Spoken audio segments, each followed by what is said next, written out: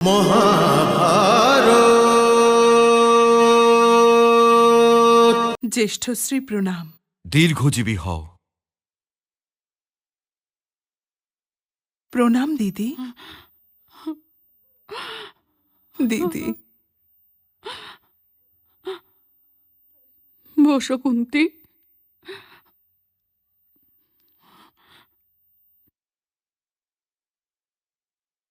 আজ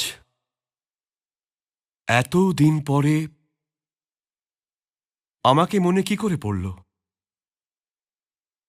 কখনো যদি তুমি আসো, কেবল গান্ধারীর সাথে দেখা করে চলে যাও। তোমার এটা ভাববার সম্পূর্ণ অধিকার আছে যে আমি তোমার পুত্রদের সাথে ঘোর অন্যায় করেছি, কিন্তু তোমার পুত্ররা আমার কি কেউই হয় না?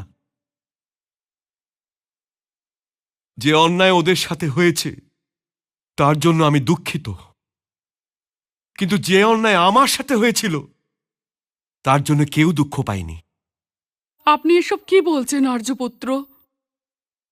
যদি আমি ন্যায় আর অন্যায়ের বিষয় চিন্তা করতাম দিদি, তবে আমি আজ আমার পুত্রদের শিবিরে থাকতাম জ্যেষ্ঠশ্রী।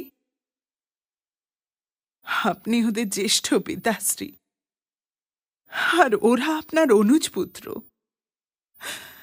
আমি তো মাঝখানে কোথাও নেই। যদি থাকতাম তবে আপনাকে কোনো না কোনো প্রশ্ন অবশ্যই করতাম। আমি তো এটা কখনো আপনাকে জিজ্ঞাসা করিনি যে আপনি কুলবধূ দ্রৌপদীর বস্ত্রহরণের পর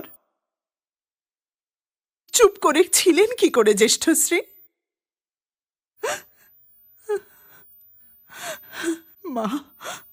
মা হবার জন্য আমার কাছে নিজেরই অনেক রকম সমস্যা আছে জ্যেষ্ঠশ্রী। এই সময় তো আমি আপনার সেবাতে ভরতবংশের মর্যাদার সবচেয়ে ঘন আর বৃদ্ধ বৃক্ষ কেটে যাওয়ার শোক প্রকাশ করতে এসেছি। কিন্তু এই মর্যাদার বৃক্ষ কে কেটে ফেলেছে? তোমার পুত্র অর্জুন। যদি অর্জুনের পরিবর্তে আপনি হতেন জ্যেষ্ঠশ্রী, তবে আপনি কি করতেন? প্রশ্ন করো না কুন্তি। ভূমির দুটো ছোট্ট টুকরোর জন্য কি গঙ্গাপুত্র ভীষ্ম মতন মহাপুরুষকে বধ করাটা উচিত বলে মেনে নিতে হবে? না, প্রিয় অর্জুন তো যুদ্ধের জন্য তৈরি ছিল না, কিন্তু তোমার ভ্রাতুষ্পুত্র কৃষ্ণই ওকে উস্কেছে, আর তার পরিণাম এটা হলো যে আজ অর্জুনের কাঁধের ওপর ওর পিতামহের সব রয়েছে। এ সিদ্ধান্ত তো ভবিষ্যৎ নেবে আর্যপুত্র। জ্যেষ্ঠ তাতশ্রীর সব কার কাঁধে রয়েছে? গান্ধারী! আমি আপনাকে বারবার বলেছি আর্যপুত্র যে আপনি ধৃতরাষ্ট্র। আপনি রাষ্ট্রকে ধরে থাকুন, তাকে ভেঙে যেতে দেবেন না। কিন্তু আপনি রাষ্ট্র আর সিংহাসনকে আলাদা করতে পারেননি।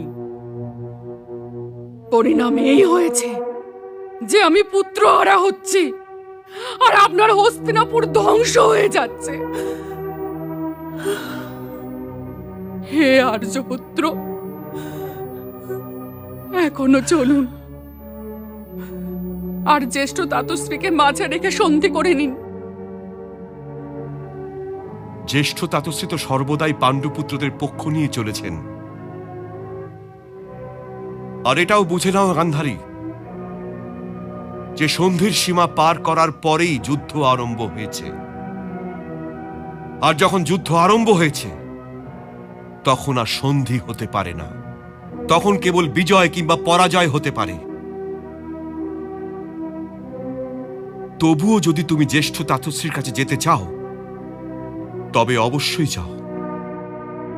আমার পক্ষ থেকে ওনাকে প্রণাম জানিও, আর এটাও জানিও যে যুদ্ধের দিনে রাজার রাজধানী থেকে বেরিয়ে যাওয়া যদি উচিত হতো তবে আমি ওনাকে প্রণাম করতে অবশ্যই যেতাম। মহাভারত।